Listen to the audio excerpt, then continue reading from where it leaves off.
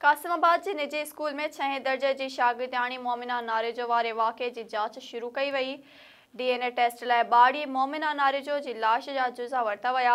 CT scan भी कराई वई। एसएस न्यूज़ रिपोर्टर साकिब कुबर मूजिब ज़रियनि जो चवणु आहे त शागिर्दियाणी वाक़े खां अॻु पीरियड अटेंड न कयो हो। स्कूल इंतज़ामिया पीरियड अटेंड न करण जो नोटिस न वरितो। एएसपी कैंट अलीना राजभर कासिमाबाद जे निजी स्कूल जे ॿाहिरां मीडिया सां ॻाल्हि ॿोल कंदे चयो आहे त पोस्टमार्टम कराए चुका आहियूं।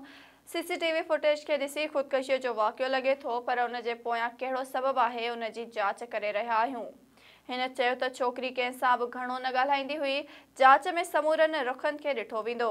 होॾां वाक़े खां पोइ डिप्टी डायरेक्टर नुसरत परवीन सेतो वीडियो बयान में चयो आहे त सीसीटीवी फुटेज मां साफ़ ज़ाहिर आहे त स्कूल इंतज़ामिया जी ग़फ़लत जे करे छोकिरी पंहिंजी ज़िंदगी विञाई आहे।